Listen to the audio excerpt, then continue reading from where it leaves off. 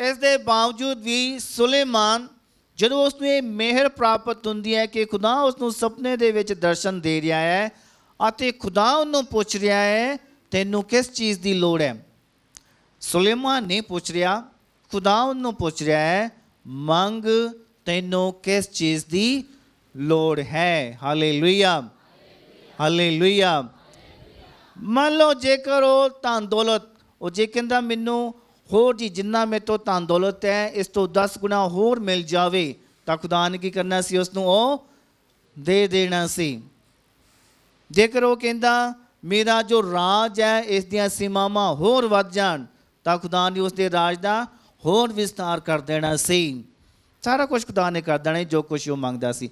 ਪਰ ਉਹ ਚੀਜ਼ਾਂ, ਉਹ ਧਨ ਦੌਲਤ ਜਾਂ ਰਾਜ ਦਾ ਵਿਸਥਾਰ, ਇਹ ਸਾਰਾ ਕੁਛ ਕੀ ਹੈ, ਚਿਰਸਥਾਈ ਨਹੀਂ ਹੈ। ਅਤੇ ਸਭ ਤੋਂ ਅਹਿਮ ਜੋ ਮਹੱਤਵਪੂਰਨਤਾ ਦੀ ਗੱਲ ਹੈ ਜਾਂ ਚੀਜ਼ ਹੈ ਉਹ ਵੀ ਨਹੀਂ ਹੈ।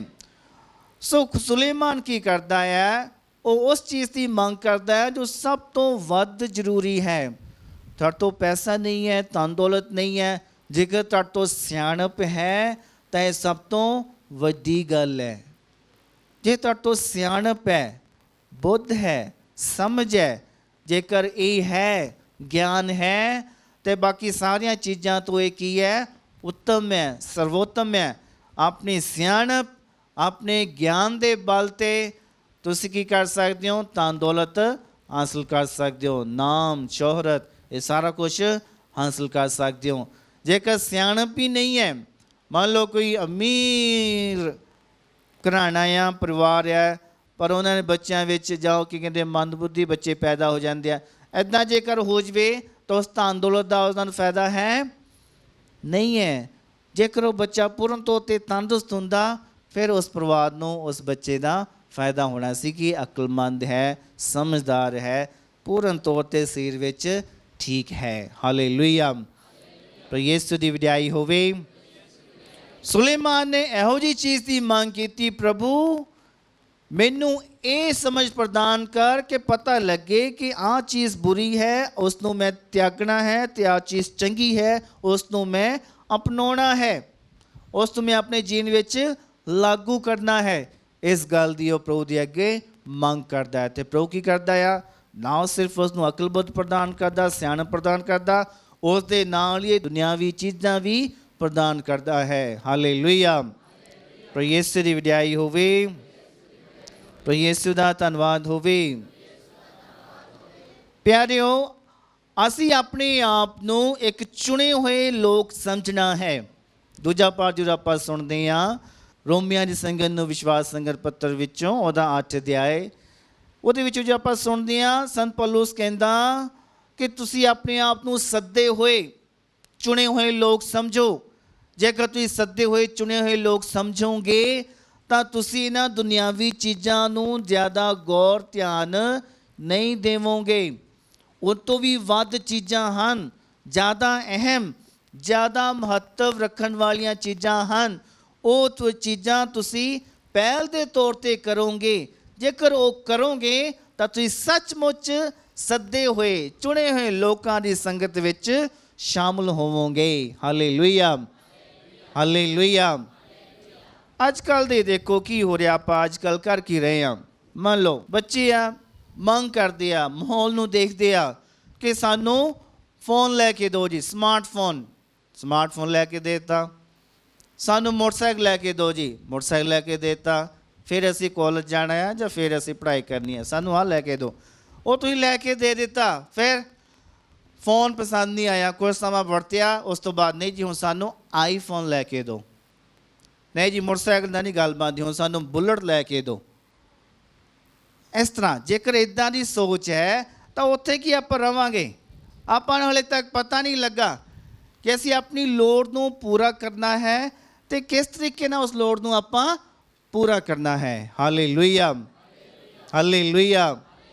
ਜੇ ਤੁਸੀਂ ਕਿਤੇ ਜਾਣਾ ਆ, ਬੁਲਟ 'ਤੇ ਵੀ ਜਾ ਸਕਦੇ ਹੋ, ਤੁਸੀਂ ਮੋਟਰਸਾਈਕਲ 'ਤੇ ਵੀ ਜਾ ਸਕਦੇ ਹੋ। ਕਿਸੇ ਨੂੰ ਕਾਲ ਕਰਨੀ ਹੈ, ਆਮ ਫੋਨ 'ਤੇ ਵੀ ਕਾਲ ਕਰ ਸਕਦੇ ਹੋ, ਆਈਫੋਨ 'ਤੇ ਵੀ ਕਾਲ ਕਰ ਸਕਦੇ ਹੋ। ਲੋੜ ਕੀ ਹੈ, ਆਪਣੀ ਲੋੜ ਨੂੰ ਪੂਰਾ ਕਰਨ ਦੇ ਲਈ ਸਹੀ ਚੀਜ਼ ਦੀ ਚੋਣ ਕਰਨੀ ਬਹੁਤ ਜ਼ਰੂਰੀ ਹੈ। ਲਾਲਚ ਦੇ ਵਿੱਚ ਆ ਕੇ ਜੇਕਰ ਆਪਾਂ ਇਦਾਂ ਕਰਦੇ ਹਾਂ, ਸਮਾਂ ਨਸ਼ਟ ਕਰਦੇ ਹਾਂ, ਪੈਸਾ ਨਸ਼ਟ ਕਰਦੇ ਹਾਂ, ਆਪਣਾ ਰੁਝਾਨ, ਆਪਣੀਆਂ ਸੋਚਾਂ ਉਹਨਾਂ ਚੀਜ਼ਾਂ ਉੱਤੇ ਹੀ ਕੇਂਦਰਿਤ ਕਰਦੇ ਹਾਂ ਜਿਹਦਾ ਸਾਨੂੰ ਫਾਇਦਾ ਨਹੀਂ ਹੋਵੇਗਾ। ਹਾਲੇਲੂਇਆ, ਯਿਸੂ ਦੀ ਵਡਿਆਈ ਹੋਵੇ। ਹੁਣ ਦੇਖੋ, ਸਾਰਿਆਂ ਦੇ ਬਾਰੇ ਗੱਲ ਹੈ, ਠੀਕ ਹੈ, ਇਕੱਲੀਆਂ ਭੈਣਾਂ ਵੱਲ ਨਹੀਂ ਹੈ। ਗੱਲ ਇਹ ਹੈ ਕਿ ਸਾਨੂੰ ਗਿਰਜੇ ਵਿੱਚ ਆਉਣ ਦੇ ਲਈ ਨਹਾ ਧੋ ਕੇ ਚੰਗੇ ਸਾਫ਼ ਕੱਪੜੇ ਪਾ ਕੇ ਆਉਣ ਦੀ ਲੋੜ ਹੈ। ਉੱਥੇ ਤੁਹਾਨੂੰ ਮੇਕਅਪ ਕਰਕੇ ਆਉਣ ਦੀ ਲੋੜ ਹੈ ਨਹੀਂ। ਜਾਂ ਜੈਲ ਲਾ ਕੇ ਆਉਣਾ ਜਾਂ ਵੀ ਮੇਕਅਪ ਕਰਕੇ ਆਉਣਾ, 1 ਘੰਟਾ ਮੇਕਅਪ 'ਤੇ ਫਿਰ ਵਾਪਸ ਜਾ ਕੇ 2 ਘੰਟੇ ਉਸ ਨੂੰ ਲਾਉਣ 'ਤੇ, ਇਹ ਸਮਾਂ ਨਸ਼ਟ ਕਰਨ ਵਾਲਾ ਕੰਮ ਹੈ। ਲੋੜ ਕਿੰਨੀ ਕੁ ਹੈ? ਸਾਫ਼ ਸੁਥਰੇ ਕੱਪੜੇ ਪਾਓ, ਨਹਾਵੋ ਧੋਵੋ, ਚੰਗੀ ਤਰ੍ਹਾਂ ਤਿਆਰ ਹੋ ਕੇ ਗਿਰਜੇ ਪਹੁੰਚੋ।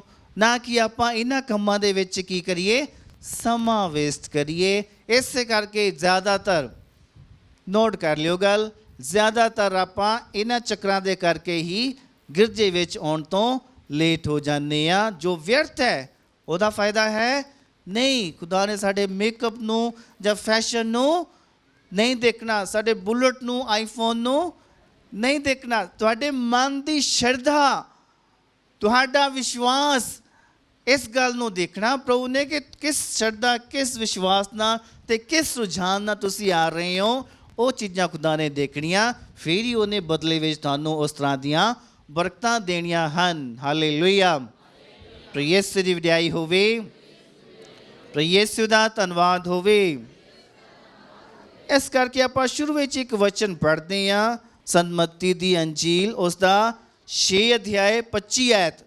ਵਚਨ ਕਹਿੰਦਾ, ਇਸ ਲਈ ਮੈਂ ਤੁਹਾਨੂੰ ਕਹਿੰਦਾ ਹਾਂ, ਤੁਸੀਂ ਆਪਣੀ ਜ਼ਿੰਦਗੀ ਬਾਰੇ ਚਿੰਤਾ ਨਾ ਕਰੋ, ਕੀ ਤੁਸੀਂ ਖਾਵੋਗੇ ਜਾਂ ਕੀ ਤੁਸੀਂ ਪੀਵੋਗੇ, ਨਾ ਹੀ ਆਪਣੇ ਸਰੀਰ ਬਾਰੇ ਕਿ ਕੀ ਤੁਸੀਂ ਪਹਿਨੋਗੇ। ਕਿ ਜ਼ਿੰਦਗੀ ਭੋਜਨ ਨਾਲੋਂ ਵੱਧ ਕੇ ਨਹੀਂ ਹੈ ਅਤੇ ਸਰੀਰ ਕੱਪੜੇ ਨਾਲੋਂ ਵੱਧ ਕੇ। ਅਸੀਂ ਕੀ ਪਹਿਨਣਾ, ਕੀ ਖਾਣਾ, ਇਹਨਾਂ ਚੀਜ਼ਾਂ ਬਾਰੇ ਚਿੰਤਾ, ਉਹਦੇ ਵਿੱਚ ਆਪਾਂ ਵੱਧ ਤੋਂ ਵੱਧ ਸਮਾਂ ਨਸ਼ਟ ਕਰ ਰਹੇ ਹਾਂ। ਸਮਾਂ, ਇੱਕ ਵਾਰ ਸਮਾਂ ਗਵਾਚ ਗਿਆ, ਮੁੜ ਕੇ ਉਹ ਸਮਾਂ ਵਾਪਸ ਨਹੀਂ ਆਵੇਗਾ। Hallelujah, hallelujah.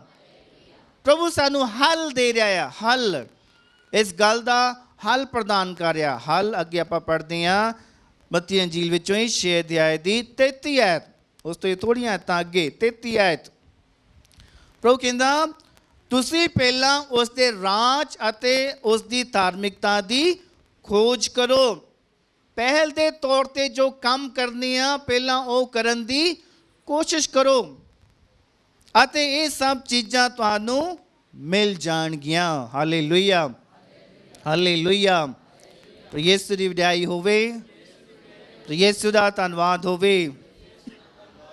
ਪ੍ਰਭੂ ਕਹਿੰਦਾ ਹੈ, ਜੋ ਪਹਿਲ ਦੇ ਆਧਾਰ 'ਤੇ ਕੰਮ ਕਰਨੇ ਆ ਉਹ ਇਹ ਹੈ, ਉਸ ਦੇ ਰਾਜ ਦੀ ਖੋਜ ਕਰੋ, ਉਸ ਦੀ ਧਾਰਮਿਕਤਾ ਦੀ ਖੋਜ ਕਰੋ। ਇਹ ਪਹਿਲ ਦੇ ਆਧਾਰ 'ਤੇ ਕਰਨ ਵਾਲੇ ਕੰਮ ਆ, ਨਾ ਕਿ ਇਹ ਫੈਸ਼ਨ ਜਾਂ ਮੇਕਅਪ ਜਾਂ ਹੋਰ ਚੀਜ਼ਾਂ ਦੀ ਲੋੜ ਸਮਝੋ ਕਿ ਮੇਰੀ ਲੋੜ ਇੱਥੋਂ ਤੱਕ ਸੀਮਤ ਹੈ ਅਤੇ ਮੈਂ ਉੱਥੋਂ ਤੱਕ ਉਸ ਨੂੰ ਪੂਰਾ ਕਰਨ ਦੀ ਕੋਸ਼ਿਸ਼ ਕਰਾਂ। ਜੇਕਰ ਹੋਰ ਕੁਛ ਕਰਨ ਦੀ ਕੋਸ਼ਿਸ਼ ਕਰੋਗੇ ਤਾਂ ਸਾਡੇ ਵਿੱਚ ਲਾਲਚ ਦੀ ਭਾਵਨਾ ਉਜਾਗਰ ਹੁੰਦੀ ਹੈ। ਸਾਫ਼ ਸਾਫ਼ ਪਤਾ ਲੱਗਦਾ ਆ ਸਾਨੂੰ ਵੀ, ਲੋਕਾਂ ਨੂੰ ਵੀ, ਕਿ ਸਾਡੇ ਵਿੱਚ ਲਾਲਚ ਹੈ। ਅਸੀਂ ਸਮਾਰਟਫੋਨ ਤੋਂ ਹੁਣ ਆਈਫੋਨ ਤੱਕ ਜਾ ਰਹੇ ਹਾਂ, ਜਾਂ ਮੋਟਰਸਾਈਕਲ ਤੋਂ ਹੁਣ ਅਸੀਂ ਬੁਲਟ ਮੋਟਰਸਾਈਕਲ ਤੱਕ ਜਾ ਰਹੇ ਹਾਂ। ਇਹ ਕਿਉਂ ਹੋ ਰਿਹਾ ਆ? ਸਾਡੇ ਵਿੱਚ ਲਾਲਚ ਦੀ ਭਾਵਨਾ ਜ਼ਿਆਦਾ ਹੈ ਅਤੇ ਸਾਡੇ ਵਿੱਚ ਇਹਨਾਂ ਚੀਜ਼ਾਂ ਵੱਲ ਜ਼ਿਆਦਾ ਰੁਝਾਨ ਹੈ, ਖੁਦਾ ਵੱਲ ਰੁਝਾਨ ਨਹੀਂ ਹੈ। ਹਾਲੇਲੂਇਆ, ਪ੍ਰਭੂ ਯਿਸੂ ਦੀ ਵਡਿਆਈ ਹੋਵੇ, ਪ੍ਰਭੂ ਯਿਸੂ ਦਾ ਧੰਨਵਾਦ ਹੋਵੇ। ਅੰਜੀਲ ਵਿੱਚ ਆਪਾਂ ਸੁਣਦੇ ਹਾਂ, ਪ੍ਰਭੂ ਕਹਿੰਦਾ ਇੱਕ ਖੇਤ ਹੈ ਅਤੇ ਉਹਦੇ ਵਿੱਚ ਕਿਸੇ ਮਾਲਕ ਦਾ ਕੋਈ ਨੌਕਰ ਕੰਮ ਕਰ ਰਿਹਾ ਆ, ਖੇਤੀ ਕਰ ਰਿਹਾ ਜਾਂ ਹਲ ਵਾਹ ਰਿਹਾ ਆ। ਹਲ ਵਾਹੁੰਦਿਆਂ ਜਾਂ ਖੇਤੀ ਕਰਦਿਆਂ ਉਸ ਨੂੰ ਖਜ਼ਾਨਾ ਲੱਭ ਪੈਂਦਾ ਆ। ਕਿਤੇ ਕੋਈ ਉਹ ਸ਼ਾਇਦ ਕੋਈ ਟੋਇਆ ਪੁੱਟਦਾ ਹੋਊਗਾ ਜਾਂ ਗੋਡੀ ਕਰਦਾ ਹੋਊਗਾ, ਕੁਛ ਨਾ ਕੁਛ ਕਰਦਾ ਹੋਊਗਾ। ਇਹ ਕਰਦਿਆਂ ਉਸ ਨੂੰ ਖਜ਼ਾਨਾ ਲੱਭ ਪੈਂਦਾ ਆ ਅਤੇ ਉਹ ਉਸੇ ਵੇਲੇ ਉਸ ਨੂੰ ਚੱਕ ਕੇ ਆਪਣੇ ਘਰ ਨਹੀਂ ਲੈ ਕੇ ਜਾਂਦਾ।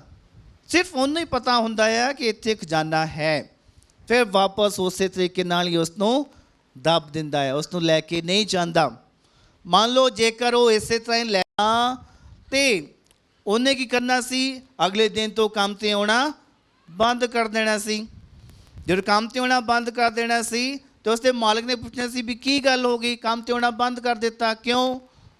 ਫਿਰ ਉਹਨੂੰ ਕਈ ਝੂਠ ਬੋਲਣੇ ਪੈਣੇ ਸੀ। ਪਰ ਗੱਲ ਜਿਹੜੀ ਹੁੰਦੀ ਹੈ ਹੌਲੀ ਹੌਲੀ ਨਿਕਲਦੀ ਪਤਾ ਲੱਗ ਜਾਂਦੀ ਹੈ। ਜਦੋਂ ਉਸ ਮਾਲਕ ਨੂੰ ਪਤਾ ਲੱਗਣਾ ਸੀ ਕਿ ਹਾਂ ਇਸ ਵਿੱਚ ਖਜ਼ਾਨਾ ਸੀ, ਇਸ ਨੇ ਮੈਨੂੰ ਨਹੀਂ ਦੱਸਿਆ, ਇਹ ਕੀ ਕਰ ਗਿਆ, ਚੋਰੀ ਕਰਕੇ ਲੈ ਕੇ ਗਿਆ ਆ। ਮੇਰਾ ਖੇਤ ਹੈ, ਇਸ ਕਰਕੇ ਉਸ ਵਿੱਚ ਜੋ ਕੁਛ ਵੀ ਹੈ ਉਹ ਵੀ ਮੇਰਾ ਹੀ ਹੈ। Hallelujah, hallelujah. ਉਸ ਮਾਲਕ ਨੇ ਇਸ ਤਰ੍ਹਾਂ ਸੋਚਣਾ ਸੀ। ਹੁਣ ਤੁਸੀਂ ਅਸਲ ਵਿੱਚ, ਤੁਹਾਡੇ ਅੱਗੇ ਸਵਾਲ ਹੈ, ਦੱਸੋ ਕਿ ਉਹ ਅਸਲ ਵਿੱਚ ਖਜ਼ਾਨਾ ਕਿਸ ਦਾ ਹੋਣਾ ਚਾਹੀਦਾ ਹੈ? ਉਹ ਮਾਲਕ ਦਾ ਹੋਣਾ ਚਾਹੀਦਾ ਜਿਹਦਾ ਖੇਤ ਹੈ, ਤੇ ਜਾਂ ਫਿਰ ਉਸ ਬੰਦੇ ਦਾ ਜਿਸ ਨੂੰ ਲੱਭਿਆ ਆ, ਕਿਸ ਦਾ ਹੋਣਾ ਚਾਹੀਦਾ? ਹਾਂਜੀ, ਮਾਲਕ ਦਾ। ਜਿਸ ਨੂੰ ਲੱਭਿਆ ਉਸ ਦਾ? ਦੋਵਾਂ ਵਿੱਚੋਂ ਕਿਸੇ ਦਾ ਵੀ ਨਹੀਂ ਆ, ਕਿਸੇ ਦਾ ਵੀ ਨਹੀਂ ਹੈ।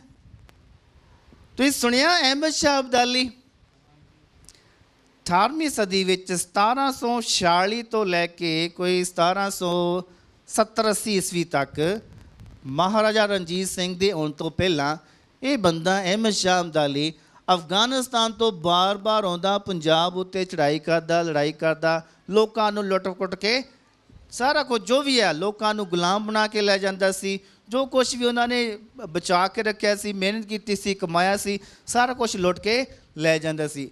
ਇੱਦਾਂ ਕਰਦਿਆਂ ਉਹਨੇ 8 ਵਾਰੀ ਪੰਜਾਬ 'ਤੇ ਹਮਲੇ ਕੀਤੇ। ਹਰ ਵਾਰੀ ਆਉਂਦਾ, ਤਬਾਹੀ ਕਰਕੇ ਲੋਕਾਂ ਨੂੰ ਲੈ ਜਾਂਦਾ, ਜਾਂ ਫਿਰ ਉਹਨਾਂ ਦਾ ਜੋ ਕੁਛ ਵੀ ਆ ਸਾਰਾ ਕੁਛ ਲੁੱਟ ਕੇ ਲੈ ਜਾਂਦਾ ਸੀ। ਇਸ ਕਰਕੇ ਇੱਕ ਕਹਾਵਤ ਸ਼ੁਰੂ ਹੋਈ।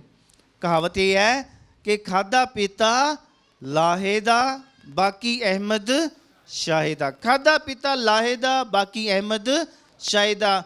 ਕੋਈ ਲੋੜ ਨਹੀਂ ਬਚਾ ਕੇ ਰੱਖਣ ਦੀ, ਕੋਈ ਲੋੜ ਨਹੀਂ ਇੱਦਾਂ ਕੀ ਕਹਿੰਦੇ ਆਪਣੇ ਖਜ਼ਾਨੇ ਨੂੰ ਜਾਂ ਆਪਣੀ ਕਮਾਈ ਨੂੰ ਇੱਦਾਂ ਗਾਗਰਾਂ ਵਿੱਚ, ਘੜਿਆਂ ਵਿੱਚ ਨੱਪ ਕੇ ਦੱਬ ਕੇ ਰੱਖਣ ਦੀ ਕੋਈ ਲੋੜ ਨਹੀਂ ਹੈ। ਕਿਉਂ? ਕਿਉਂਕਿ ਅਗਲੇ ਸਾਲ ਫਿਰ ਅਹਿਮਦ ਸ਼ਾਹ ਨੇ ਆਉਣਾ ਆ, ਉਸ ਨੇ ਸਾਰਾ ਕੁਝ ਲੱਭ ਲੈਣਾ ਆ, ਸਾਨੂੰ ਕੁੱਟ ਮਾਰ ਕੇ ਲੁੱਟ ਕੇ ਫਿਰ ਵਾਪਸ ਲੈ ਜਾਣਾ ਆ। ਸਾਨੂੰ ਇਹ ਚੀਜ਼ਾਂ ਕਰਨ ਦੀ ਲੋੜ ਨਹੀਂ ਹੈ। ਲੋੜ ਕੀ ਹੈ? ਖਾਧਾ ਪੀਤਾ ਲਾਹੇ ਦਾ, ਖਾ ਪੀ ਲਓ, ਕੱਲ੍ਹ ਦਾ ਪਤਾ ਹੀ ਨਹੀਂ, ਉਹ ਫਿਰ ਆਵੇਗਾ, ਫਿਰ ਇੱਦਾਂ ਕਰਕੇ ਜਾਵੇਗਾ, ਸਾਨੂੰ ਕੋਈ ਫਾਇਦਾ ਨਹੀਂ ਹੋਵੇਗਾ। Hallelujah, hallelujah. ਇਹ ਉਦੋਂ ਤੋਂ ਚੱਲਦੀ ਆ ਰਹੀ ਹੈ, ਉਹਦੇ ਸਮੇਂ ਤੋਂ ਹੁਣ ਤੱਕ ਇਹ ਕਹਾਵਤ ਚੱਲਦੀ ਆ ਰਹੀ ਹੈ ਆਪਣੇ ਸਾਰੇ ਖੇਤਰ ਵਿੱਚ, ਪੰਜਾਬ ਦੇ ਖੇਤਰ ਵਿੱਚ। ਮੈਂ ਇਹ ਕਹਿਣਾ ਚਾਹੁੰਦਾ ਹਾਂ ਕਿ ਪੁਰਾਣੇ ਸਮਿਆਂ ਵਿੱਚ ਲੋਕ ਇੱਦਾਂ ਹੀ ਕਰਦੇ ਸੀ, ਆਪਣੀ ਕਮਾਈ ਨੂੰ ਜਾਂ ਖਜ਼ਾਨੇ ਨੂੰ ਜਾਂ ਧਨ ਦੌਲਤ ਨੂੰ ਘੜੀਆਂ ਜਾਂ ਇੱਦਾਂ ਮਸ਼ਕਾਂ ਦੇ ਵਿੱਚ ਜਾਂ ਸੁਰਾਹੀਆਂ ਦੇ ਵਿੱਚ, ਗਾਗਰਾਂ ਵਿੱਚ ਭਰ ਕੇ ਉਸ ਨੂੰ ਕਿਤੇ ਨਾ ਕਿਤੇ ਦੱਬ ਦਿੰਦੇ ਸੀ। ਹੁਣ ਜਿਹੜਾ ਬੰਦਾ ਹੈ ਉਸਨੇ ਉਹ ਦੱਬਿਆ ਸੀ, ਉਸ ਨੂੰ ਪਤਾ ਕਿ ਮੈਂ ਆਪਣਾ ਖਜ਼ਾਨਾ ਇੱਥੇ ਦੱਬਿਆ ਹੋਇਆ ਹੈ, ਲੋੜ ਆਉਣ 'ਤੇ ਉਹ ਕੀ ਹੈ ਕੱਢ ਲਊਗਾ। ਇਹਦਾ ਮਤਲਬ ਇਹ ਜੋ ਖੇਤ ਦਾ ਮਾਲਕ ਹੈ ਉਸ ਨੂੰ ਖੁਦ ਨਹੀਂ ਪਤਾ, ਉਸ ਨੂੰ ਖੁਦ ਹੀ ਨਹੀਂ ਪਤਾ ਕਿ ਮੇਰੇ ਖੇਤ ਦੇ ਵਿੱਚ ਖਜ਼ਾਨਾ ਦੱਬਿਆ ਹੋਇਆ ਆ। ਇਹਦਾ ਮਤਲਬ ਇਹ ਖਜ਼ਾਨਾ ਉਸਦਾ ਹੁੰਦਾ ਤੇ ਉਸ ਨੂੰ ਪਤਾ ਹੋਣਾ ਚਾਹੀਦਾ ਸੀ ਕਿ ਮੇਰੇ ਖੇਤ ਵਿੱਚ ਖਜ਼ਾਨਾ ਦੱਬਿਆ ਹੈ। ਉਸਨੇ ਪਹਿਲਾਂ ਹੀ ਕੀ ਕਰਨਾ ਸੀ? ਕੱਢ ਲੈਣਾ ਸੀ। ਉਹਦਾ ਖਜ਼ਾਨਾ ਨਹੀਂ ਹੈ। ਦੂਜਾ ਨੌਕਰ ਦਾ ਤਾਂ ਪਹਿਲਾਂ ਹੀ ਉਸ ਨੂੰ ਪਤਾ ਨਹੀਂ, ਕਿਉਂਕਿ ਉਹ ਪਹਿਲੇ ਕਈ ਸਮੇਂ ਤੋਂ ਕੀ ਕਰਦਾ ਹੋਵੇਗਾ? ਉੱਥੇ ਕੰਮ ਕਰਦਾ ਹੋਵੇਗਾ। ਨਾ ਉਹਦਾ ਆ ਤੇ ਨਾ ਮਾਲਕ ਦਾ ਆ। ਹਾਲੇਲੂਇਆ। ਕਾਨੂੰਨੀ ਤੌਰ 'ਤੇ ਖਜ਼ਾਨਾ ਉਸਦਾ ਆ ਜਿਹਦਾ ਉਹ ਖੇਤ ਹੈ, ਪਰ ਮਾਲਕ ਨੂੰ ਇਸ ਗੱਲ ਬਾਰੇ ਪਤਾ ਨਹੀਂ ਹੈ। ਹੁਣ ਕਾਨੂੰਨ ਕੀ ਕਹਿੰਦਾ ਆ? ਜਾਂ ਤਾਂ ਉਹ ਖੇਤ ਨੂੰ ਖਰੀਦ ਲਓ ਅਤੇ ਜਾਂ ਉਹਨੂੰ ਇੱਦਾਂ ਹੀ ਛੱਡ ਦਿਓ, ਜਿੱਥੇ ਖਜ਼ਾਨਾ ਹੈ ਉਹਨੂੰ ਉੱਥੇ ਹੀ ਛੱਡ ਦਿਓ। ਉਹ ਬੰਦਾ ਸਮਝਦਾਰੀ ਸਿਆਣਪ ਨੂੰ ਵਰਤਦਾ ਆ। ਉਹ ਨਾ ਚੋਰੀ ਕਰਦਾ ਆ, ਨਾ ਮਾਲਕ ਨੂੰ ਦੱਸਦਾ ਆ, ਕਿਉਂਕਿ ਮਾਲਕ ਦਾ ਵੀ ਨਹੀਂ ਹੈ। ਉਹ ਕਾਨੂੰਨੀ ਤੌਰ 'ਤੇ ਜਾਂਦਾ ਆ, ਜੋ ਕੁਛ ਵੀ ਉਸ ਤੋਂ ਹੁੰਦਾ ਆ ਸਾਰਾ ਕੁਛ ਵੇਚ ਕੇ ਉਸ ਖੇਤ ਨੂੰ ਹੀ ਖਰੀਦ ਲੈਂਦਾ ਆ। ਮਾਲਕ ਨੂੰ ਦੱਸਦਾ ਹੀ ਨਹੀਂ ਆ ਵੀ ਇਹ ਖੇਤ ਮੈਨੂੰ ਕਿਉਂ ਚਾਹੀਦਾ ਆ। ਬਸ ਉਸ ਨੂੰ ਪੈਸੇ ਦਿੱਤੇ, ਖੇਤ ਖਰੀਦ ਲਿਆ, ਖੇਤ ਵੀ ਉਹਦਾ ਹੀ ਹੋ ਗਿਆ ਅਤੇ ਖਜ਼ਾਨਾ ਵੀ, ਦੋਵੇਂ ਚੀਜ਼ਾਂ ਉਹਦੇ ਕੋਲ ਆ ਜਾਂਦੀਆਂ ਆ। ਹਾਲੇਲੂਇਆ। ਪ੍ਰਭੂ ਯਿਸੂ ਦੀ ਵਡਿਆਈ ਹੋਵੇ। ਪ੍ਰਭੂ ਯਿਸੂ ਦਾ ਧੰਨਵਾਦ ਹੋਵੇ। ਇਹਨੂੰ ਕਹਿੰਦੇ ਸਿਆਣਪ ਨੂੰ ਵਰਤਣਾ। ਸਿਆਣਪ ਨੂੰ ਵਰਤਣਾ ਕੁਛ ਇਸ ਤਰੀਕੇ ਨਾਲ ਆ, ਕਿਸ ਚੀਜ਼ ਦੀ ਲੋੜ ਆ ਮੈਨੂੰ ਅਤੇ ਉਹਨੂੰ ਮੈਂ ਕਿਸ ਤਰ੍ਹਾਂ ਵਰਤਣਾ ਆ, ਇਹ ਸਾਡੇ ਉੱਤੇ ਨਿਰਭਰ ਕਰਦਾ ਆ। ਇਹ ਨਾ ਹੋਵੇ ਕਿ ਲੋਕ ਤੁਹਾਨੂੰ ਦੱਸਣ ਕਿ ਤੁਸੀਂ ਐਂ ਕਰੋ ਜੀ, ਇਉਂ ਕਰੋ ਜੀ, ਇਸ ਤਰ੍ਹਾਂ ਕਰੋ। ਇੱਦਾਂ ਕਰੋਗੇ ਤਾਂ ਅਸੀਂ ਕਿਤੇ ਵੀ ਸਹੀ ਰਾਹ 'ਤੇ ਨਹੀਂ ਪਹੁੰਚਾਂਗੇ। ਇਹਨਾਂ ਗੁੰਝਲਾਂ ਵਿੱਚ ਹੀ ਫਸ ਕੇ ਬੈਠੇ ਰਹਾਂਗੇ ਤਾਂ ਅਸੀਂ ਕਿਸੇ ਦੇ ਪਛਤਾਵਾਂਗੇ, ਉਸਨੇ ਮੈਨੂੰ ਇਸ ਤਰ੍ਹਾਂ ਕਿਹਾ ਸੀ ਇਸ ਕਰਕੇ ਮੈਂ ਇਸ ਤਰ੍ਹਾਂ ਕਹਿ ਦਿੱਤਾ। ਨਹੀਂ, ਅਸੀਂ ਖੁਦਾ ਕੋਲੋਂ ਪੁੱਛੀਏ ਜਾਂ ਉਹਦੇ ਦਾਸਾਂ ਕੋਲੋਂ ਪੁੱਛੀਏ, ਧਿਆਨ ਲਾਈਏ, ਚੰਗੀ ਸਲਾਹ ਦੀ ਵੇਟ ਕਰੀਏ ਕਿ ਹਾਂਜੀ ਆਹ ਕੰਮ ਸਹੀ ਆ, ਆਹ ਸਲਾਹ ਸਹੀ ਆ, ਆਪਾਂ ਇਸ ਤਰ੍ਹਾਂ ਕਰਨ ਦੀ ਕੋਸ਼ਿਸ਼ ਕਰੀਏ ਅਤੇ ਆਟੋਮੈਟਿਕਲੀ ਸਾਨੂੰ ਉਸਦਾ ਹੱਲ ਲੱਭ ਪਵੇਗਾ। ਹਾਲੇਲੂਇਆ। ਪ੍ਰਭੂ ਯਿਸੂ ਦੀ ਵਡਿਆਈ ਹੋਵੇ। ਪ੍ਰਭੂ ਯਿਸੂ ਦਾ ਧੰਨਵਾਦ ਹੋਵੇ। ਆਪਾਂ ਸਾਰੇ ਉਸ ਖੇਤ ਦੇ ਮਾਲਕ ਵਰਗੇ ਹਾਂ ਜਿਹਨੂੰ ਪਤਾ ਹੀ ਨਹੀਂ ਕਿ ਉਹਦੇ ਖੇਤ ਵਿੱਚ ਖਜ਼ਾਨਾ ਦੱਬਿਆ ਹੋਇਆ ਆ। ਉਸ ਨੂੰ ਪਤਾ ਹੀ ਨਹੀਂ। ਜੇਕਰ ਉਸ ਨੂੰ ਪਤਾ ਹੀ ਨਹੀਂ ਤਾਂ ਉਸ 'ਤੇ ਕੋਈ ਮਲਕੀਅਤ, ਕੋਈ ਅਧਿਕਾਰ ਨਹੀਂ ਹੈ। ਅਸੀਂ ਉਸ ਤਰ੍ਹਾਂ ਦੇ ਹਾਂ। ਕਿਉਂ? ਵਿਰਸੇ ਦੇ ਵਿੱਚ ਅਸੀਂ ਇਹ ਈਮਾਨ ਪ੍ਰਾਪਤ ਕੀਤਾ ਆ। ਵਿਰਸੇ ਦੇ ਵਿੱਚ ਸਾਡੇ ਮਾਂ ਬਾਪ ਈਸਾਈ ਸੀ, ਉਹਨਾਂ ਦੇ ਮਾਂ ਬਾਪ ਈਸਾਈ ਸੀ, ਉਹਨਾਂ ਦੇ ਮਾਂ ਬਾਪ ਮਸੀਹੀ ਸੀ। ਇੱਦਾਂ ਪੀੜ੍ਹੀ ਦਰ ਅਸੀਂ ਮਸੀਹ ਬਣ ਗਏ ਹਾਂ, ਪਰ ਸਾਨੂੰ ਪਤਾ ਹੀ ਨਹੀਂ ਕਿ ਇਸ ਈਮਾਨ ਦੀ ਅਹਿਮੀਅਤ ਕੀ ਆ। ਅਸੀਂ ਇਸ ਖੇਤ ਦੇ ਮਾਲਕ ਵਰਗੇ ਹਾਂ, ਸਾਨੂੰ ਪਤਾ ਹੀ ਨਹੀਂ ਇਹ ਈਮਾਨ ਸਾਡੇ ਵਿੱਚ ਹੈ ਅਤੇ ਉਸ ਦੇ ਪ੍ਰਤੀ ਅਸੀਂ ਕੁਛ ਕਰ ਹੀ ਨਹੀਂ ਰਹੇ। ਸਾਨੂੰ ਪਤਾ ਹੀ ਨਹੀਂ ਕਿ ਇਹ ਬਹੁਮੁੱਲਾ ਖਜ਼ਾਨਾ ਖੁਦਾ ਨੇ ਸਾਨੂੰ ਦਿੱਤਾ ਹੈ। ਕੁਛ ਉਸ ਦੇ ਬਾਰੇ ਸਾਨੂੰ ਪਤਾ ਹੀ ਨਹੀਂ। ਇਸ ਕਰਕੇ ਆਪਾਂ ਉਸ ਖੇਤ ਦੇ ਵਰਗੇ ਹਾਂ, ਖੇਤ ਦੇ ਮਾਲਕ ਵਰਗੇ ਹਾਂ। ਅਸੀਂ ਇਹ ਸੋਚ ਕੇ ਬੈਠੇ ਹੋਏ ਹਾਂ ਅਸੀਂ ਬਪਤਿਸਮਾ ਗ੍ਰਹਿਣ ਕਰ ਲਿਆ ਹੈ, ਬਸ ਸਾਡੇ ਦਾ ਵੀਜ਼ਾ ਲੱਗ ਗਿਆ, ਸਵਰਗ ਜਾਣ ਨੂੰ ਵੀਜ਼ਾ ਲੱਗ ਗਿਆ, ਜਦੋਂ ਮਰਜ਼ੀ ਚੱਲ ਜਾਓ। ਇੱਦਾਂ ਆ? ਨਹੀਂ। ਜੇ ਕਿ ਕਿਸੇ ਦਾ ਵੀਜ਼ਾ ਵੀ ਲੱਗ ਜਾਂਦਾ ਆ, ਏਅਰਪੋਰਟ 'ਤੇ ਜਾਓਗੇ ਚੈਕਿੰਗ ਹੋਏਗੀ, ਜਹਾਜ਼ ਤੋਂ ਚੜ੍ਹਨ ਤੋਂ ਪਹਿਲਾਂ ਤੁਹਾਡੀ ਚੈਕਿੰਗ ਹੋਏਗੀ, ਜਾਂਚ ਪੜਤਾਲ ਹੋਏਗੀ। ਜਹਾਜ਼ 'ਚ ਬੈਠ ਗਏ, ਉਤਰਨ ਲੱਗਿਆਂ ਤੁਹਾਡੀ ਚੈਕਿੰਗ ਹੋਏਗੀ। ਉਸ ਕੰਟਰੀ ਦੇ, ਉਸ ਦੇਸ਼ ਦੇ ਲੋਕ ਜਿੱਦਾਂ ਤੁਸੀਂ ਉੱਥੇ ਪਹੁੰਚੋਗੇ ਏਅਰਪੋਰਟ 'ਤੇ, ਉਹ ਤੁਹਾਨੂੰ ਫਿਰ ਜਾਂਚ ਪੜਤਾਲ ਕਰਨਗੇ, ਤੁਹਾਡੀ ਚੈਕਿੰਗ ਕਰਨਗੇ, ਫਿਰ ਜਾ ਕੇ ਤੁਹਾਨੂੰ ਅੱਗੇ ਜਾਣ ਦੀ ਇਜਾਜ਼ਤ, ਨਹੀਂ ਤਾਂ ਫਿਰ ਵਾਪਸੀ ਉਸੇ ਵੇਲੇ ਵਾਪਸ ਕਰ ਦਿੰਦੇ ਆ। ਹਾਲੇਲੂਇਆ। ਯਿਸੂ ਦੀ ਵਡਿਆਈ ਹੋਵੇ।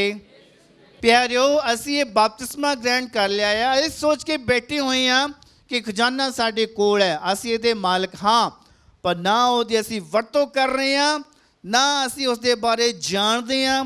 ਉਸ ਦੀ ਅਹਿਮੀਅਤ, ਉਸ ਦੀ ਮਹੱਤਤਾ ਬਾਰੇ ਅਸੀਂ ਕੁਛ ਨਹੀਂ ਜਾਣਦੇ ਹਾਂ। ਜਿੱਦਾਂ ਦੁਨੀਆ ਕਰਦੀ ਪਈ ਆ ਅਸੀਂ ਉਸੇ ਤਰੀਕੇ ਨਾਲ ਚੱਲ ਰਹੇ ਹਾਂ। ਸਾਡੇ ਵਿੱਚ ਲੋਕਾਂ ਵਿੱਚ ਕੋਈ ਫਰਕ ਨਹੀਂ ਹੈ। ਹਾਲੇਲੂਇਆ। ਪ੍ਰਭੂ ਯਿਸੂ ਦੀ ਵਡਿਆਈ ਹੋਵੇ। ਪ੍ਰਭੂ ਯਿਸੂ ਦਾ ਧੰਨਵਾਦ ਹੋਵੇ। ਸਾਡੇ ਨਾਲੋਂ ਉਹ ਲੋਕ ਚੰਗੇ ਹੋਣਗੇ ਜਿਨ੍ਹਾਂ ਨੂੰ ਅਚਾਨਕ ਇਹ ਚੀਜ਼ ਮਿਲ ਜਾਂਦੀ, ਅਹਿਸਾਸ ਹੁੰਦਾ ਆ, ਉਹਨਾਂ ਨੂੰ ਖੁਦਾ ਦੀ ਹਜ਼ੂਰੀ ਦਾ ਅਹਿਸਾਸ ਹੁੰਦਾ ਆ, ਖੁਦਾ ਉਹਨਾਂ ਨੂੰ ਬਰਕਤ ਦਿੰਦਾ ਆ। ਉਹਨਾਂ ਲੋਕਾਂ ਨੂੰ ਇਸ ਗੱਲ ਦਾ ਅਹਿਸਾਸ ਜ਼ਿਆਦਾ ਹੁੰਦਾ ਹੈ। ਇਸ ਕਰਕੇ ਉਹਨਾਂ ਵਿੱਚ ਤਿਆਗ ਦੀ ਭਾਵਨਾ, ਕੁਰਬਾਨੀਆਂ ਦੀ ਭਾਵਨਾ, ਦੁਆ ਕਰਨ ਦੀ ਭਾਵਨਾ, ਗਿੱਜੇ ਜਾਣ ਦੀ ਭਾਵਨਾ, ਇਹ ਸਾਰੇ ਕੰਮ ਕਰਨ ਦੀ ਜੋ ਭਾਵਨਾ, ਸ਼ਰਧਾ, ਵਿਸ਼ਵਾਸ ਹੈ, ਸਾਡੇ ਨਾਲੋਂ ਜ਼ਿਆਦਾ ਹੋਵੇਗੀ। ਹਾਲੇਲੂਇਆ। ਇਹ ਆਪਾਂ ਸੋਚ ਕੇ ਨਾ ਬੈਠੇ ਰਹੀਏ ਕਿ ਅਸੀਂ ਬਪਤਿਸਮਾ ਗ੍ਰਹਿਣ ਕਰ ਲਿਆ ਆ, ਸਾਡੇ ਵੀਜ਼ੇ ਪੱਕੇ ਆ, ਅਸੀਂ ਸਿੱਧੇ ਸਵਰਗ ਚਲ ਜਾਣਾ। ਇੱਦਾਂ ਕਦੀ ਵੀ ਨਹੀਂ ਹੋਵੇਗਾ। ਪਿਆਰਿਓ, ਉਸ ਮਸੀਹਤ ਜੋ ਗ੍ਰਹਿਣ ਕੀਤੀ ਆ ਉਸ ਦੇ ਅਨੁਸਾਰ ਜੇਕਰ ਨਹੀਂ ਚੱਲੇ ਤਾਂ ਫਿਰ ਅਸੀਂ ਅਣਜਾਣ ਲੋਕ ਹਾਂ, ਸਾਡੇ ਵਿੱਚ ਕੋਈ ਸਿਆਣਪ ਨਹੀਂ ਹੈ। ਹਾਲੇਲੂਇਆ। ਹਾਲੇਲੂਇਆ। ਇਹ ਖੇਤ ਦਾ ਮਾਲਕ ਜੇ ਸਿਆਣਾ ਹੁੰਦਾ ਤਾਂ ਉਹ ਵੀ ਬਰਾਬਰ ਵਿੱਚ ਕੀ ਕਰਦਾ? ਕਾਨੂੰਨੀ ਕਾਰਵਾਈ ਕਰਦਾ। ਉਸ ਨੂੰ ਪਤਾ ਹੀ ਨਹੀਂ ਸੀ, ਇਸ ਕਰਕੇ ਉਹ ਕੁਛ ਵੀ ਨਹੀਂ ਕਰ ਸਕਿਆ। ਫਿਰ ਪ੍ਰਭੂ ਕਹਿੰਦਾ, ਇੱਕ ਹੋਰ ਤਮਸੀਲ ਪ੍ਰਭੂ ਸੁਣਾਉਂਦਾ ਆ ਕਿ ਇੱਕ ਵਪਾਰੀ ਹੈ, ਉਹ ਖੋਜ ਕਰ ਰਿਹਾ ਆ। ਉਹ ਸ਼ਾਇਦ ਵੱਖ-ਵੱਖ ਸੁਨਿਆਰਿਆਂ ਦੇ ਕੋਲ ਜਾਂਦਾ ਕਿ ਦੇਖੀਏ ਵੀ ਆਹ ਪਿੰਡ ਦਾ ਜਾਂ ਸ਼ਹਿਰ ਦਾ ਸੁਨਿਆਰਾ ਹੈ, ਉਹਦੇ ਕੋਲ ਕਿਹੜੀਆਂ ਚੀਜ਼ਾਂ ਆ, ਕਿਹੜੇ ਮੋਤੀ, ਬਹੁਮੁੱਲੇ ਮੋਤੀ ਆ ਜਾਂ ਹੀਰੇ ਆ। ਕਈ ਥਾਵਾਂ 'ਤੇ ਗਿਆ ਹੋਵੇਗਾ, ਪਰ ਖੋਜ ਕਰਦਿਆਂ ਕਿਤੇ ਉਸਨੇ ਇੱਕ ਬਹੁਮੁੱਲਾ ਮੋਤੀ ਮਿਲ ਜਾਂਦਾ ਆ ਤਾਂ ਉਹ ਕੀ ਕਰਦਾ ਆ? ਇਸ ਨੂੰ ਮੈਂ ਹਰ ਹਾਲਤ ਵਿੱਚ ਪ੍ਰਾਪਤ ਕਰਨਾ ਆ, ਹਰ ਹਾਲਤ ਵਿੱਚ। ਫਿਰ ਕੀ ਕਰਦਾ? ਵਾਪਸ ਜਾਂਦਾ, ਸਾਰਾ ਕੁਛ ਵੇਚ ਦਿੰਦਾ। ਉਸ ਕੋਲ ਹੋਰ ਵੀ ਸੋਨਾ ਚਾਂਦੀ ਜਾਂ ਗਹਿਣੇ, ਇੱਦਾਂ ਕਈ ਕੁਛ ਹੋਵੇਗਾ, ਸਭ ਕੁਛ ਨੂੰ ਵੇਚਦਾ ਆ, ਤਿਆਗਦਾ ਆ ਤੇ ਸਾਰਾ ਕੁਝ ਲਿਆ ਕੇ ਉਸ ਮੋਤੀ ਨੂੰ ਖਰੀਦ ਲੈਂਦਾ, ਉਸ ਨੂੰ ਅਪਣਾ ਲੈਂਦਾ ਆ। ਸਾਡੇ ਨਾਲੋਂ ਉਹ ਲੋਕੀ ਜ਼ਿਆਦਾ ਖੁਦਾ ਪ੍ਰਸਤ ਹੋਣਗੇ ਜਿਹੜੇ ਈਮਾਨ ਦੀ ਖੋਜ ਦੀ ਤੇ ਖੁਦਾ ਦੇ ਰਾਜ ਦੀ ਖੋਜ ਕਰਦੇ ਆ, ਜੋ ਖੁਦਾ ਨੂੰ ਪਾਉਣ ਦੇ ਇੱਛੁਕ ਆ ਜਾਂ ਉਹਦੇ ਹੋਰ ਲਾਗੇ ਜਾਣ ਦੇ ਇੱਛੁਕ ਆ। ਉਹ ਲੋਕ ਹੋਣਗੇ ਸਾਡੇ ਨਾਲੋਂ ਜ਼ਿਆਦਾ ਬਿਹਤਰ। ਇਹ ਨਹੀਂ ਵੀ ਅਸੀਂ ਪਿਛਲੇ 50 ਸਾਲਾਂ ਤੋਂ ਜਾਂ ਅਸੀਂ 100 ਸਾਲਾਂ ਤੋਂ ਮਸੀਹੀ ਬਣ ਕੇ ਬੈਠੇ ਹੋਏ ਹਾਂ, ਕੈਥਲਿਕ ਬਣ ਕੇ ਬੈਠੇ ਹੋਏ ਹਾਂ, ਨਾ ਸਾਡੇ ਵਿੱਚ ਕੋਈ ਤਬਦੀਲੀ ਆ, ਨਾ ਸਾਡੇ ਵਿੱਚ ਕੋਈ ਤਰੱਕੀ ਆ। ਇਸ ਤਰ੍ਹਾਂ ਨਹੀਂ ਹੋਣਾ ਚਾਹੀਦਾ। ਖੁਦਾ ਤਾਂ ਚਾਹੁੰਦਾ ਹੀ ਨਹੀਂ। ਖੁਦਾ ਚਾਹੁੰਦਾ ਆ ਉਹਦੇ ਲੋਕ ਤਰੱਕੀ ਕਰਨ, ਖੁਸ਼ੀਆਂ ਵਿੱਚ ਰਹਿਣ, ਉਹਨਾਂ ਵਿੱਚ ਕੋਈ ਤਬਦੀਲੀ ਹੋਵੇ, ਕੋਈ ਉਹਨਾਂ ਵਿੱਚ ਚੇਂਜ ਹੋਵੇ, ਕੋਈ ਪਰਿਵਰਤਨ ਹੋਵੇ, ਆਮ ਲੋਕਾਂ ਵਰਗੇ ਨਾ ਰਹਿ ਜਾਣ।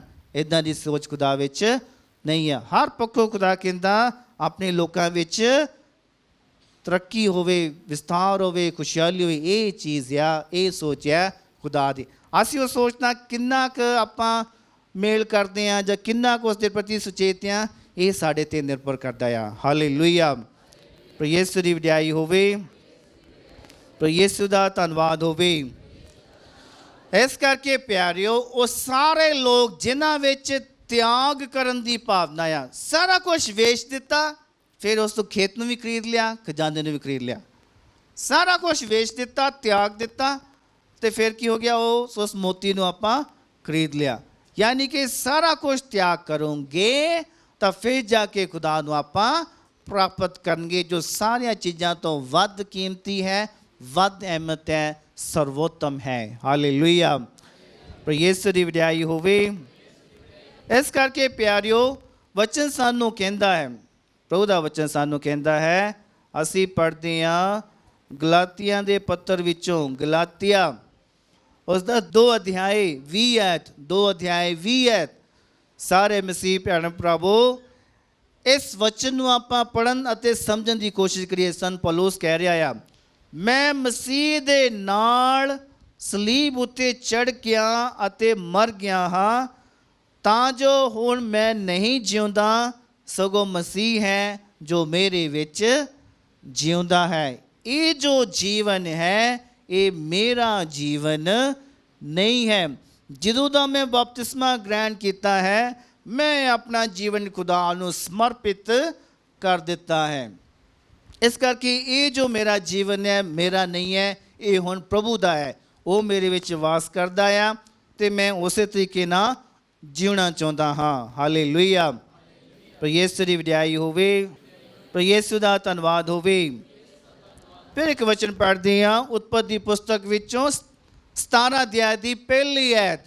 ਵਚਨ ਵਿੱਚ ਲਿਖਿਆ, ਅਬਰਾਮ 99 ਸਾਲਾਂ ਦਾ ਸੀ ਜਦੋਂ ਪ੍ਰਭੂ ਨੇ ਉਸ ਨੂੰ ਦਰਸ਼ਨ ਦੇ ਕੇ ਕਿਹਾ, ਮੈਂ ਸਰਬ ਸ਼ਕਤੀ ਪਰਮੇਸ਼ਰ ਹਾਂ, ਤੂੰ ਮੇਰਾ ਆਗਿਆਕਾਰ ਰਹਿ ਕੇ ਭਲਾ ਨਿਸ਼ਕਲੰਕ ਜੀਵਨ ਗੁਜ਼ਾਰ। ਭਲਾ ਅਤੇ ਨਿਸ਼ਕਲੰਕ, ਤੇਰੇ ਵਿੱਚ ਕੋਈ ਦੋਸ਼ ਨਹੀਂ ਹੋਣੇ ਚਾਹੀਦਾ, ਕੋਈ ਕਲੰਕ ਨਹੀਂ ਹੋਣੇ ਚਾਹੀਦਾ। ਭਲਾ ਅਤੇ ਆਗਿਆਕਾਰ ਬਣ ਕੇ ਮੇਰੇ ਸਾਹਮਣੇ ਚੱਲਣ ਦੀ ਕੋਸ਼ਿਸ਼ ਕਰ। ਖੁਦਾ ਦੀਆਂ ਨਜ਼ਰਾਂ ਦੇ ਵਿੱਚ ਰਹਿਣ ਦੀ ਕੋਸ਼ਿਸ਼ ਕਰੋ, ਅਤੇ ਫਿਰ ਕੀ ਹੋਵੇਗਾ?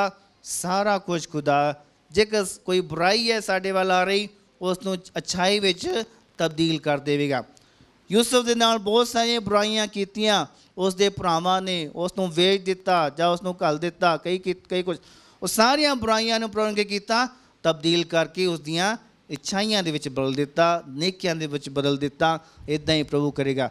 ਤੁਹਾਡੇ ਵੱਲ ਕੋਈ ਮੁਸੀਬਤ ਆ ਰਹੀ ਹੈ, ਕੋਈ ਬਿਮਾਰੀ ਆ ਰਹੀ ਹੈ, ਕੋਈ ਆਫਤ ਆ ਰਹੀ ਹੈ, ਕੋਈ ਚਿੰਤਾ ਆ ਰਹੀ ਹੈ, ਜੇਕਰ ਵਾਕਈ ਅਸੀਂ ਖੁਦਾ ਦੇ ਪ੍ਰਤੀ ਵਫਾਦਾਰ ਹਾਂ, ਆਗਿਆਕਾਰ ਹਾਂ, ਬਾਕੀ ਲੋਕਾਂ ਜਾਂ ਚੀਜ਼ਾਂ ਜਾਂ ਇਹਨਾਂ ਲੋੜਾਂ ਦਾ ਇਹਨਾਂ ਵੱਲ ਧਿਆਨ ਨਹੀਂ ਦੇਵਾਂਗੇ, ਸਿਰਫ ਖੁਦਾ ਵੱਲ ਧਿਆਨ ਦਿੰਦੇ ਹੋਏ ਕੀ ਕਰਾਂਗੇ? ਖੁਦਾ ਪ੍ਰਸਤ ਬਣਨ ਦੀ ਕੋਸ਼ਿਸ਼ ਕਰਾਂਗੇ। ਉੱਥੇ ਕੀ ਹੋਵੇਗਾ? ਖੁਦਾ ਸਾਰੀਆਂ ਬੁਰਾਈਆਂ ਨੂੰ ਬਦਲ ਕੇ ਤੁਹਾਡੇ ਲਈ ਉਹਨਾਂ ਨੂੰ ਚੰਗਿਆਈਆਂ ਵਿੱਚ ਬਦਲ ਦੇਵੇਗਾ। ਜੇਕਰ ਇਹ ਵਿਸ਼ਵਾਸ ਹੈ, ਇਸ ਗੱਲ ਨੂੰ ਅਸੀਂ ਸਮਝਣਾ ਆ ਕਿ ਪਹਿਲ ਦੇ ਆਧਾਰ 'ਤੇ ਮੈਨੂੰ ਕੀ ਕਰਨਾ ਚਾਹੀਦਾ। ਜੇਕਰ ਮੇਰੇ ਮਾਂ ਬਾਪ ਜਾਂ ਭੈਣ ਭਰਾ ਜਾਂ ਰਿਸ਼ਤੇਦਾਰ ਜਾਂ ਗਲੀ ਮੁਹੱਲੇ ਦੇ ਜਾਂ ਆਂਢੀ ਗੁਆਂਢੀ ਮੇਰੇ ਅਤੇ ਖੁਦਾ ਦੇ ਵਿੱਚ, ਮੇਰੇ ਅਤੇ ਖੁਦਾ ਦੇ ਰਿਸ਼ਤੇ ਦਰਮਿਆਨ ਕੋਈ ਰੁਕਾਵਟ ਪੈ ਰਹੀ ਆ, ਉੱਥੇ ਤਿਆਗ ਕਰਨ ਦੀ ਲੋੜ ਹੈ। ਉਹਨਾਂ ਨੂੰ ਤਿਆਗਣ ਦੀ ਲੋੜ ਹੈ। ਜੇਕਰ ਇਹ ਤਿਆਗ ਅਤੇ ਸਮਰਪਣ ਦੀ ਭਾਵਨਾ ਆ, ਉਹਨਾਂ ਸਾਰਿਆਂ ਨੂੰ ਛੱਡ ਕੇ ਆਪਾਂ ਪ੍ਰਭੂ ਵੱਲ ਜ਼ਿਆਦਾ ਧਿਆਨ ਦੇ ਰਹੇ ਹਾਂ, ਫਿਰ ਇਹ ਗੱਲ ਹੋਵੇਗੀ ਕਿ ਖੇਤ ਵੀ ਸਾਡਾ ਹੀ ਹੋਵੇਗਾ, ਖਜ਼ਾਨਾ ਵੀ ਸਾਡਾ ਹੀ ਹੋਵੇਗਾ। ਮਤਲਬ ਕਿ ਅਸੀਂ ਖੁਦਾ ਦੀਆਂ ਬਰਕਤਾਂ ਵੀ ਹਾਸਲ ਕਰਾਂਗੇ, ਰੂਹਾਨੀ ਬਰਕਤਾਂ, ਉਹਦੇ ਨਾਲ ਨਾਲ ਦੁਨਿਆਵੀ ਬਰਕਤਾਂ ਵੀ ਹਾਸਲ ਕਰਾਂਗੇ। ਆਟੋਮੈਟਿਕਲੀ ਆਪਣੇ ਆਪ ਖੁਦਾ ਇਹ ਸਾਰਾ ਕੁਝ ਸਾਡੇ ਲਈ ਕਰ ਦੇਵੇਗਾ, ਜੇਕਰ ਸਭ ਤੋਂ ਪਹਿਲਾਂ ਅਸੀਂ ਉਸਦੇ ਰਾਜ ਦੀ ਅਤੇ ਧਾਰਮਿਕਤਾ ਦੀ ਖੋਜ ਕਰਾਂਗੇ, ਖੁਦਾ ਨੂੰ ਪਹਿਲ ਦੇਵਾਂਗੇ। ਪਿਆਰੇ ਭਰਾਓ ਤੇ ਭੈਣੋ, ਆਓ ਅਸੀਂ ਦਿਆਲੂ ਖੁਦਾ ਬਾਪ ਦੇ ਅੱਗੇ ਆਪਣੀਆਂ ਸਾਰੀਆਂ ਅਜਾਮੀਤਾਂ ਦੁਆਵਾਂ ਨੂੰ ਪੇਸ਼ ਕਰੀਏ। ਵਿਸ਼ਵਾਸ ਨਾਲ ਅਸੀਂ ਰਲ ਕੇ ਆਖੀਏ, ਐ ਪ੍ਰਭੂ ਸਾਡੀ ਦੁਆ ਸੁਣ।